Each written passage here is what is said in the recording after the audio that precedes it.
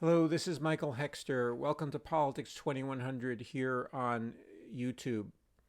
So I'm experiencing some allergy symptoms, so I might sneeze in the middle of this, but anyway, here goes. So this episode I'm calling uh, Would-Be Anti-Militarists on Left Still Mistaking Defense of Great Russian Nationalism with Anti-Imperialism. So this is a topic I've talked about in previous episodes, um, and it's responding to a series of different um items in the news or items or commentaries that I've seen. Some of them are some come from Noam Chomsky, for instance, uh, and some from, for instance, Code Pink. More recently, made a statement that basically still, in my mind, shows that the left is still set in a certain mold. It's in uh, science, it's called hysteresis or social science, but also it's being sort of having a system having a particular dynamic, and it can't get out of this dynamic. So, in a way, the left has been set in a dynamic, in a mold to have certain beliefs and not to understand the basis for its beliefs, and not to, in my mind, systematically go through the fundamental ethical and political and economic sources for their beliefs, um, and and these are these are things that I don't think have been anywhere ever well articulated, and maybe I will be able to do that in the future here on Politics 2100 or in some other venue. Um, but the Ukraine war and the realignment, the political realignment that's happening now, based on the invasion of Ukraine by Russia, um, is the impetus for this. That a new set of geopolitical alignments is happening, and that is causing people to either reach back in their existing thoughts and their existing cognitive frameworks and saying, oh, it's exactly like the thing that I always knew. Okay. So in this case, there's been a special exception or carve out for um, what I'm calling Great Russian Nationalism here, or Russian imperialism, um, within the thinking of people on the left in the core countries of the capitalist system. So Emmanuel Wallerstein had a very. This is I'm thankful to Camille Galeev in one of his Twitter threads, reviving uh, the theory of, or the analysis of Emmanuel Wallerstein about the world system. So in the world system, there are the metropolitan countries, or the core countries. Then there's the semi-periphery. And then there's the peripheral countries. And so the semi-periphery includes a place like Russia. Um, and so anyway, that the people on the left in the core countries have been expressing their solidarity in different forms with um, the interests of countries who are against the imperialist powers consensus in the core, in the metropolitan countries, like the United States mostly, and Great Britain, and France, and so forth and so on, mostly located in Western Europe. So um, so they have seen as their role to be against that, and for the people who are not conforming to the imperialist plans of the core countries, the global system of capitalist accumulation, and also the countries, the military who act as gendarmes for, or I don't know if that's not the correct plural of gendarme, but anyway, the that they're acting as the military arm of capital in the core countries, and so that they're expressing this solidarity or this support for them. And so anything that is not the interest of the core imperial powers, is therefore said this is something we need to defend. And but the problem is, well, when you have part of that being this ugly fascist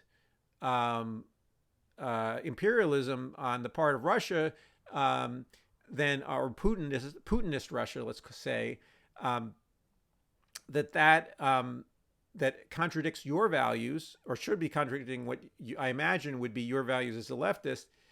You nevertheless, people have this carve out that says, well, we give a special reserve for that. We ignore the negative aspects of that imperialism, okay, or that nationalism, if you want to be less expansionist about it. But it is, anyway, in the case of Russia, so this analyses, luckily there have been people like Galeev and others who have, also Greg Yudin, Yudin, also on Twitter, and a Russian, left-wing Russian analyst who have been talking about the long history of Russia as an empire. Okay, that mean before the Soviet takeover in 1917 of Russia and the creation of the Soviet Union, that Russia was an imperial power and had annexed different countries or different areas which were non-Russian, and created them and made them part of a Russian empire. And so, and Ukraine is also one of these areas that is sort of inside and outside of Russia, okay, in this imperial logic, okay, and anyway, and so, but that has not been beyond, that analysis has not been part of what the left has looked at. The left has ignored that and said that they're simply victims of the imperialist powers in the West, and the United States mostly, but also other powers. NATO is considered to be the arm of the United States in Europe, and so at least in this view. And so so their role has been to say no to that. Okay, and so we also have we have an organization that's important in the left in the United States.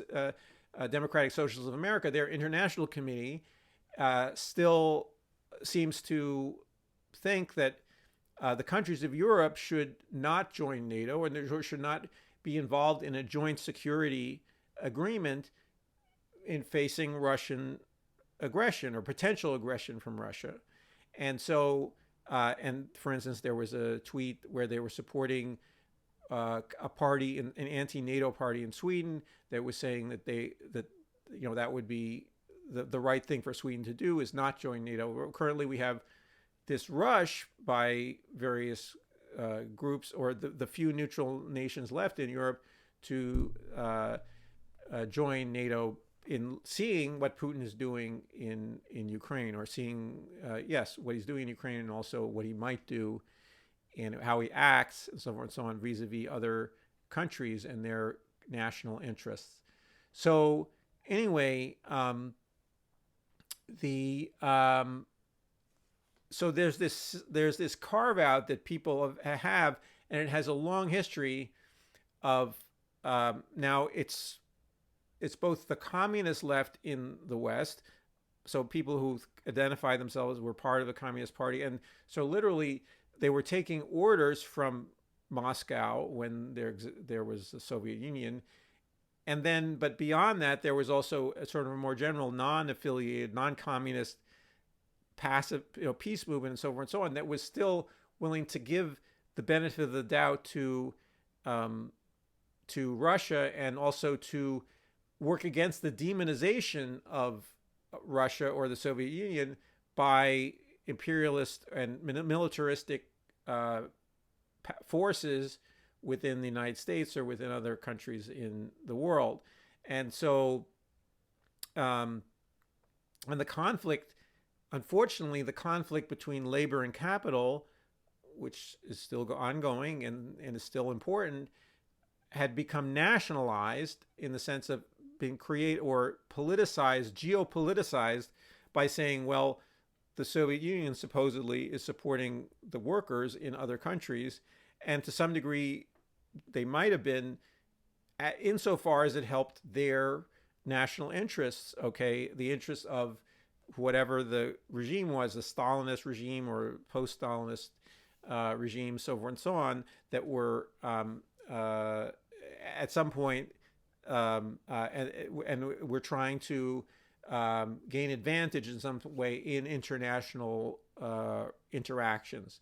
So there was this community of interest in a way that even had its expression in something like RT, okay, or, Russia Today, the network where Putin inherited this, even though Putin is not a communist. I mean, he was a communist, but he is now a great Russian nationalist, as sort of a neo-czarist figure in a way, a plutocrat, a kleptocrat, and now out and out fascist, or at least has been experimenting with out and out fascist mobilization in Russia to try to keep the Russian people with him or not against him, okay, and not in his military incursion, his invasion in Ukraine. And so but he inherited and he knew about the various efforts that the Soviet Union had done to recruit people on the left in in capitalist countries to be sympathetic to if not actual direct supporters of the national interest of Russia. And this sounds like, when I say this, it sounds like, well, I'm being a paranoid Cold Warrior when I say this, but in a way, the lefts of the countries in all around the world should have been supporting the specific local interests of the people there, and to some degree, and creating solidarity with other countries, but on the basis of not becoming the instrument of a national interest of another country. Okay, maintaining their autonomy from whoever was supporting them, maybe from abroad, in form of solidarity.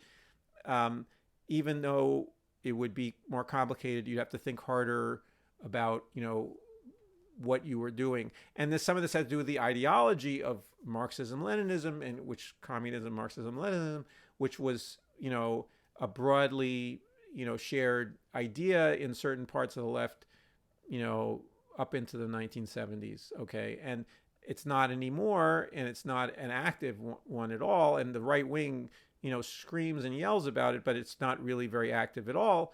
But still, some of the inheritance of it is still around with us, and not in the sinister way necessarily that the right wing talks about it. But there's this particular carve out anyway, that where you block out the negative aspects of great Russian nationalism, and this is something that Putin used and continues to use in his war against Ukraine. He harped on the fact that some regiments or some paramilitaries in Ukraine have fascist symbology and sympathies and cultures. Okay, and some of Ukrainian nationalism has been fascist or pro-fascist throughout the last 80, 90 years. Not all of it, but some of it. And that and the current government is not fascist in Ukraine, but the presence of some of the regiments, including the Azov regiment, which uses some of this symbology, has been the focus of so many people who are either unconsciously supporting Putin or consciously supporting Putin and his imperialist, aims, and they don't think of it as imperialist. So they think, because of this stupid, in my opinion, inheritance of a solidarity model that doesn't look at the negative aspect of what's happening in it, or see the world as a multipolar place, and that where there are multiple imperialisms, and that you need to, on principle, support the autonomy and national self-determination goals of nations against larger powers that are, leaning on them militarily or economically and militarily, and are trying to impose a regime that it doesn't fit their current level of development, okay, and current in internal political values and cultural values, so forth and so on. So anyway, we see this, and this comes up in, for instance, randomly, even in this, unfortunately, there was this shooting in Buffalo this weekend, and by a neo-fascist or fascist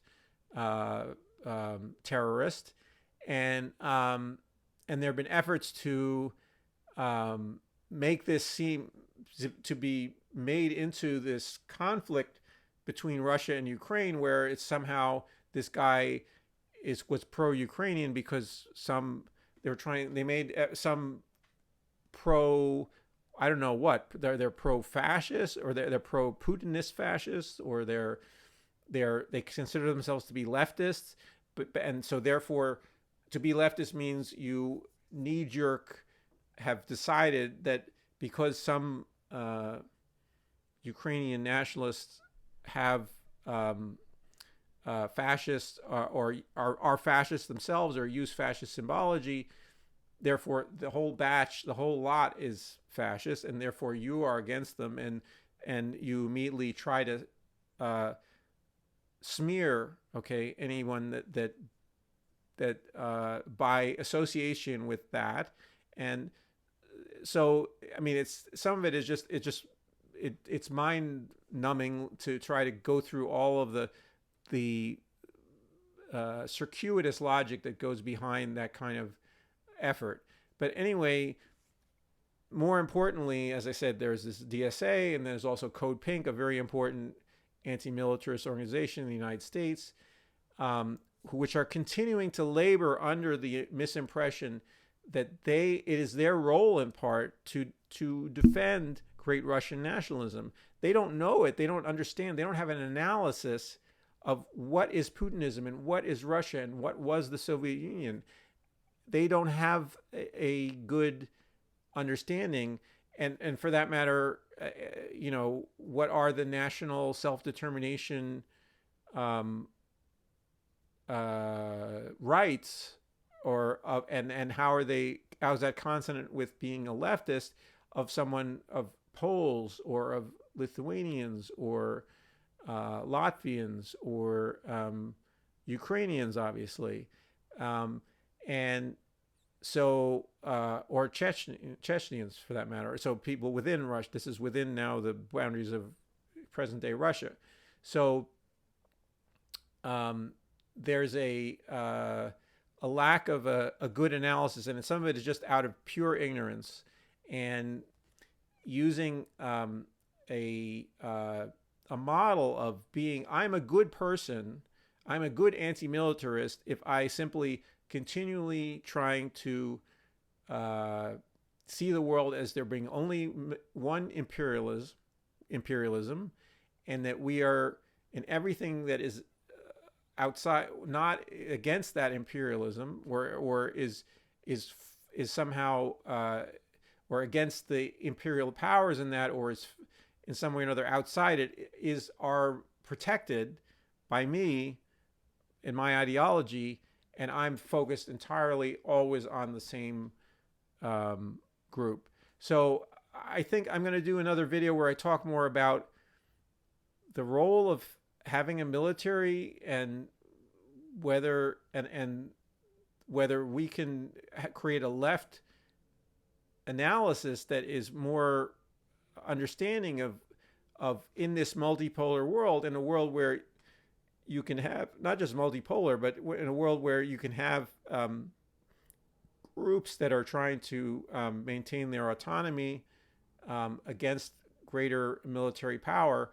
How do you do that? Okay, how do you and just calling for peace per se, it requires you to simply to make appeals to the strong, and say the strong should just give up their arms. That is one appeal that can be made, and it shouldn't be totally let go of. And that we want the leaders of the chief military imperialist powers to become peaceniks, and to not think of their power resides in being maximally militaristic and maximally oppressive of other countries. So anyway, so I'm noticing, so what I want this video to be about, though, again, is about this form, or this overarching pattern of ignoring great Russian nationalism, or also greater China nationalism, or Chinese imperialism. China is also an empire, not quite as expansive and far-reaching as the Russian Empire, but still an internal empire, and so that Xinjiang in particular, and so the so all of that needs to be understood in order for I think a truly principled anti-imperialism, and a left that comes up with a realistic plan for governing, okay, in an imperial power, in a former, let's say, in a country that's an imperial power, and devolving that imperial power, devolving the power involved in it, and in a way that's maximally effective, and creates a maximum amount of freedom for the most people around the world. So and also peace. Okay, it maximizes the security of peoples, so we can have a reasonable path to worldwide disarmament. But right now, I think all parties are confused, and we are going in the wrong direction. Some of them for justifiable reasons, but we're going in the wrong direction also in terms of climate, and there's an issue there too. But so we need to have the highest ethical standards we have motivating our actions in a way that's realistic, that's a way that's based on history, that's based on, and not to just sort of say, well, the highest ethical motivations are not part of a realistic and grasp of the world. Saying, well, no, that can be altered. It's just a matter of those ethical standards being embedded in a political analysis, in a historical analysis that is incorrect, that is wrong, that is not clear enough, that is not detailed enough. So anyway, so sorry, there's a lot of different ideas in what I just said to be unpacked in some future video. Anyway, so if you are enjoying Politics 2100, please subscribe. And if you like this video, please like it. And also please share your thoughts specifically about the topics I brought up here, which are multiple. Okay. And I hope to see you in the next video.